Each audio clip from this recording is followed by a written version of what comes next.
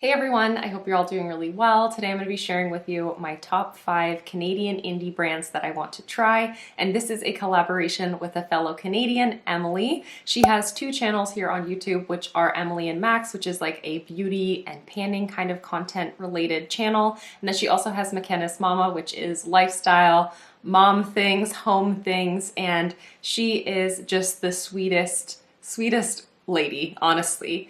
I did a collaboration with her last month and we had so much fun with that collaboration, and it just is the perfect fit to do this with her as well. She asked me to do a collaboration last month and we ended up deciding we were going to do 2 together because I don't know, it's a good fit. It really is. And I absolutely adore her content. I love both of her channels. If you've not yet checked her out, I highly recommend that you do. I just find that her videos are very engaging and approachable, and she comes up with some amazing project panning kind of content. So if you love that aspect of my channel, you'll love her just as much as you like my kind of content, because she's extremely creative when it comes to project panning ideas, and she's extremely relatable as well in the way that she actually pans too, and the way that she consumes makeup. But yeah, I cannot wait to see her take on this video. I cannot wait to hear which brands she picks out. I have a feeling that a few of ours are gonna be the same. I have a feeling. I know one for sure is the same, but I don't know what else she's gonna talk about. I can't wait to see her take on it. Before we hop into this, I do need to just take a moment to acknowledge the fact that Canada, as it stands right now, is a land that was stolen from our Indigenous people. And I just want to really acknowledge that here at the forefront of this video, because I know that we're speaking about capitalism and consumerism, which are things that unfortunately are some of the backbones and some of the reasons why the land was stolen for the acquisition of goods and land. And unfortunately, that is a really dark part of the establishment of Canada, not only how it was founded, but how it exists even still today. I do just want to acknowledge that, and I want to speak to that. I think as a Canadian, it's really important to be aware that that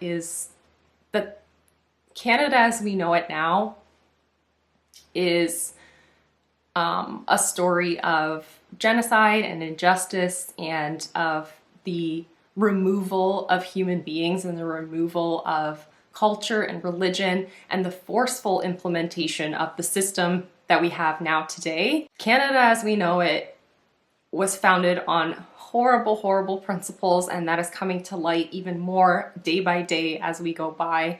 And I just really want to acknowledge that and speak to that. I don't know how to do this in a way that is eloquent, because I did not expect that I was going to say this right here, but it just seems really important. I feel like I could probably just ramble on about this for a little too long and probably get myself a little bit worked up, and that's not really beneficial to this right now. I just think that we need to acknowledge that, we need to speak to that, and we need to have this conversation in all avenues, and even on spaces like this where I'm talking about very lighthearted, small things. Like makeup is not that deep, but I do think we need to have this conversation here and everywhere. And so I just feel like I had to kind of make a note of it before we hop on into today's video. Why don't we hop on into the 5 brands that I'm excited to try out in the future.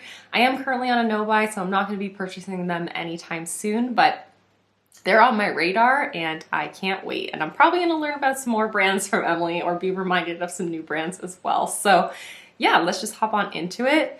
I actually have 6. One is one that I don't think is indie, nor am I even sure that it's Canadian, but I'm just going to preface this video with it anyways, because I've talked ad nauseum about wanting to try this brand and one product in specific, and that's Auric Beauty. It's owned by Samantha Ravndal, who is a Canadian. She's based in Vancouver in British Columbia. And I don't know that her brand is actually like owned by her, but more so founded by her. But I couldn't talk about Canadian products that I want to try without talking about her, at least mentioning her, because the Auric Glow Lust is just like undeniable to me as soon as it comes into stock. I know I just said that I was on a no buy, but as soon as it's back in stock in either of the shades that I'm keen to try, I will be buying it. And yeah, that's it. That's all I have to say. Okay, let's actually talk about the brands that I know for sure are indie. The first brand I want to talk about is one that I've actually said in the past that I want to try, and I still have yet to try. I talked about it, I think at the end of 2017 or at the end of 2018, I can't recall. I did a video where I spoke about the brands that I wanted to try in the upcoming year. I think it was brands I want to try in 2019. I think so. In any case, I talked about this brand then, and I still have yet to try it, and it's Elate Cosmetics. This is a brand that has been on my radar for a long time, and I don't know why I still haven't tried them out. Perhaps it is because there is a little bit of a higher price point and the shade ranges are not that expansive, because this brand is very natural and very minimal.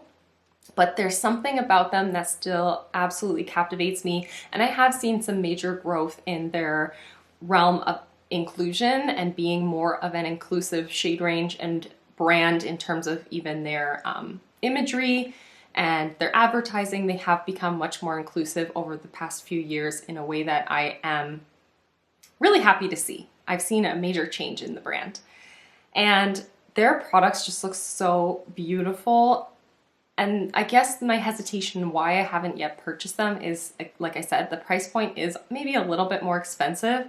But as I'm kind of changing my way of consuming products lately, I want things that I want to actually use up, and products that are not so much the novel kinds of products or like single purpose kind of products. Like I used to love buying like gray and purple lipsticks.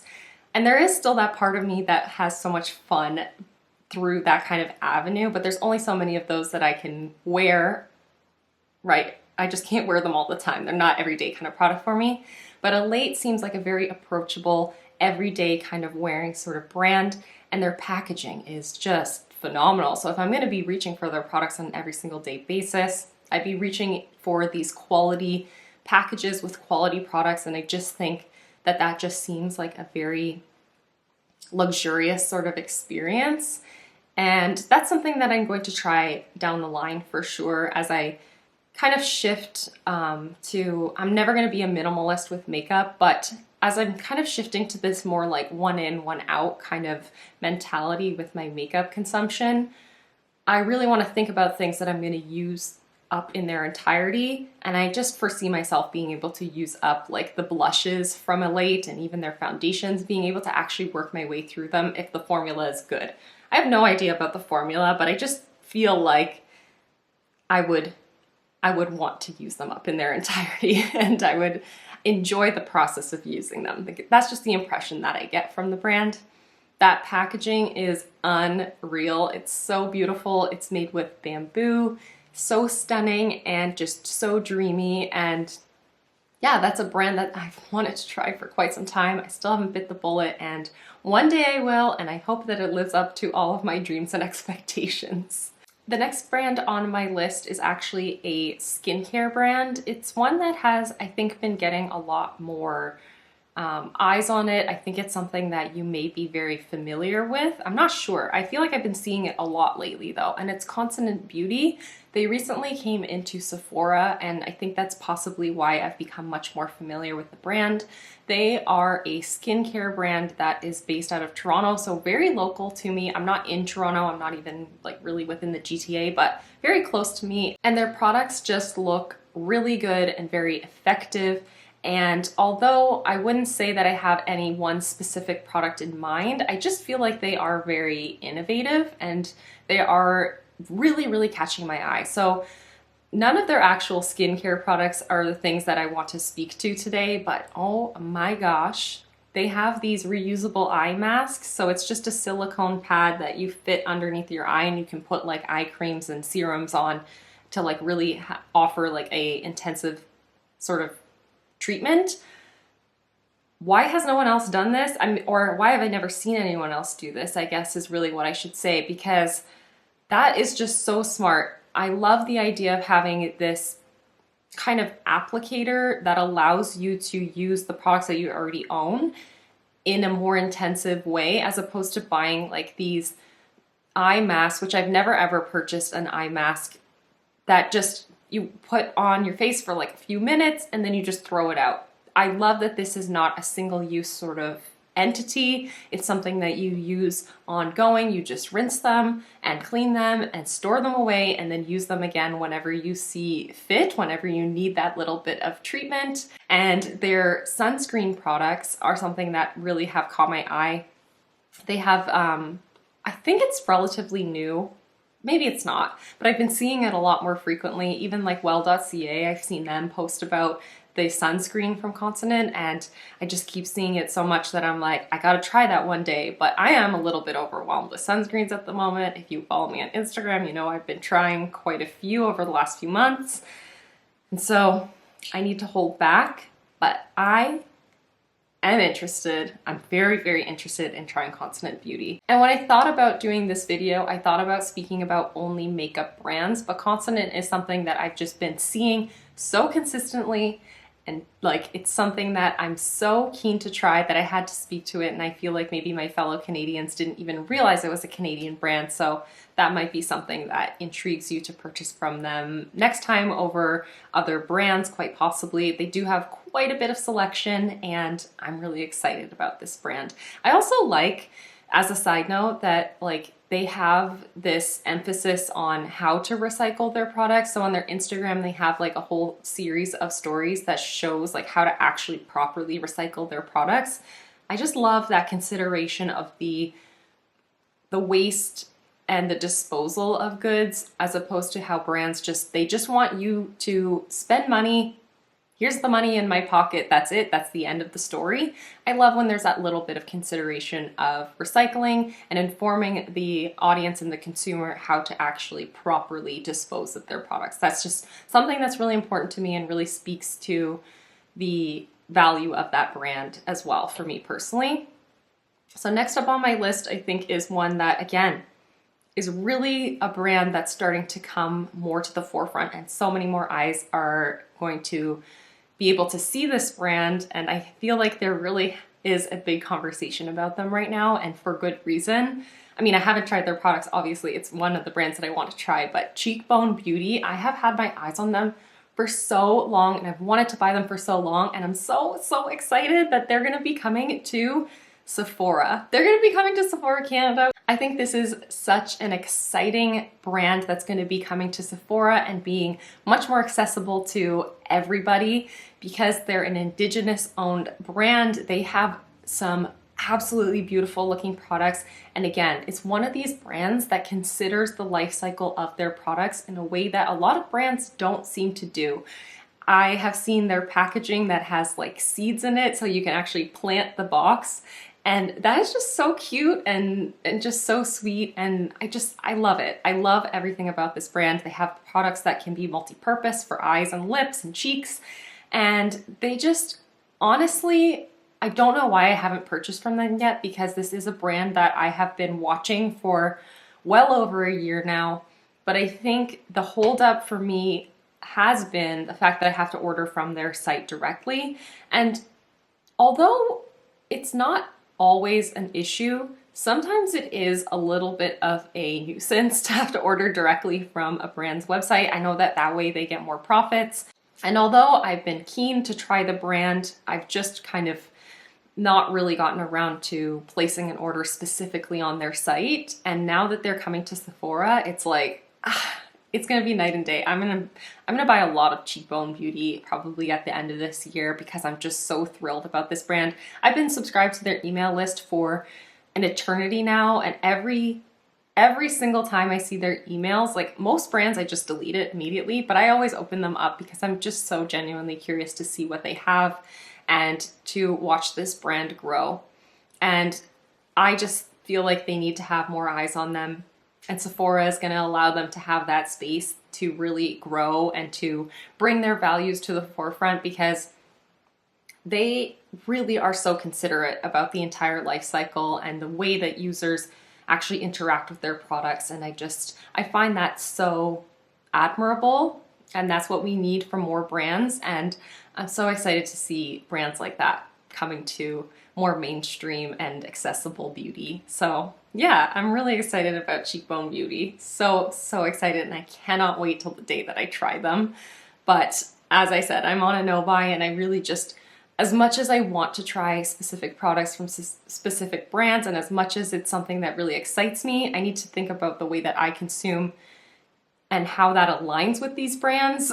So I can't just overconsume for the sake of just trying and indulging and supporting a brand. I need to think about my consumption as an individual just as much as the brand is considering my consumption as an individual with their packaging. Do you know what I mean? I hope that makes sense. I feel like it didn't, but it is what it is. This next brand has been on my list of wanting to try for quite a while, and it was only recently that I realized that they're a Canadian brand, and that's Suva Beauty. And they're actually located on the west coast of Canada. I never knew that, I guess because I've seen them talked about in the YouTube space by creators all over the world. I just automatically assumed that they were an American company. And it's really cool to realize that they're a Canadian company, and that makes me want to try them even more. I want to support my fellow Canadians. That is just so cool and really, really special to me. And I've always wanted to try their Hydra liners. Now, I know when I was talking about Elate, I said that I'm really kind of moving away from those products that are a little bit more novel, those things that are, you know, not as easily usable on an everyday basis. And so that's what a big part of my like hang up of trying the Hydra liners has been, is because I'm notorious. I'm so bad for buying colorful liners that are like in a gel pot or a liquid liner and just eventually letting them go bad instead of actually using them in their entirety and reaching for them frequently, because they are such a statement and such an impact. You can't wear them every single day. And sometimes they take a little bit more work and, you know, skill than I have. But these Hydra liners, for some reason, they still seem to have this like special place, and they make my heart kind of flutter a little bit. I get really excited when I think about them because of all the possibilities of different graphic looks that I could create. And although I'm not that person really, I would have a lot of fun exploring that side of me with these products, I think. And the variety of colors that they have is unreal.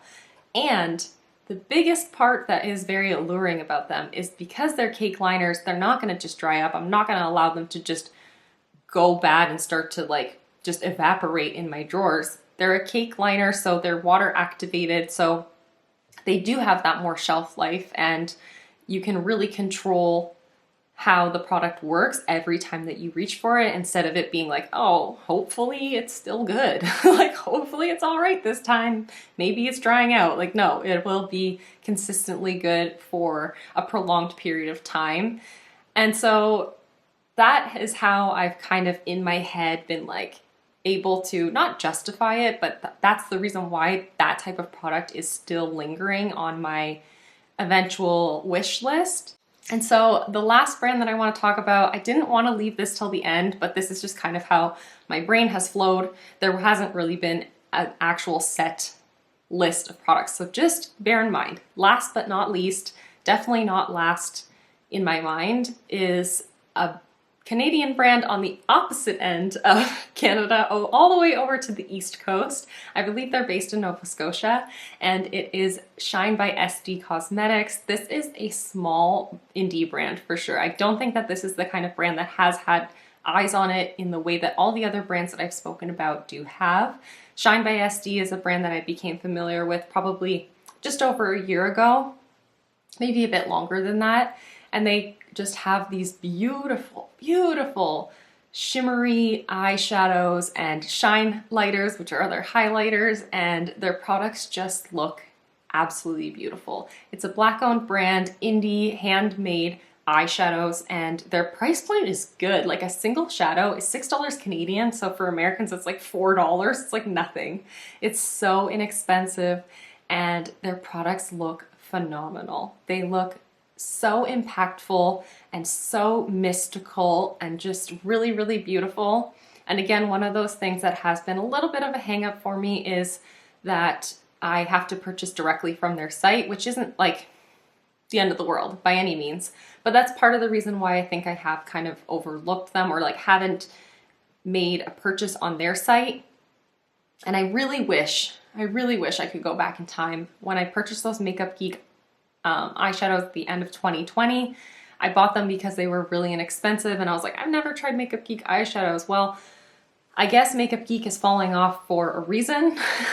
Like, I don't mean to be shady. Oh my gosh, I'm so sorry. That came off really, really sassy, but like, the reason why they were inexpensive is because they're not really great, and they're not really a brand that even anyone really purchases from anymore. I'm so sorry. This sounds like so rude. I'm not trying to sound rude, but I just wish that I had spent my money on Shine by SD instead. I wish that I had purchased like 4 or 5 singles from Shine by SD, because I would have loved those eyeshadows so much more, like leaps and bounds more, I believe. I'm not certain, but I believe I would have loved them so much more than the Makeup Geek shadows that I ended up spending a little bit of money on.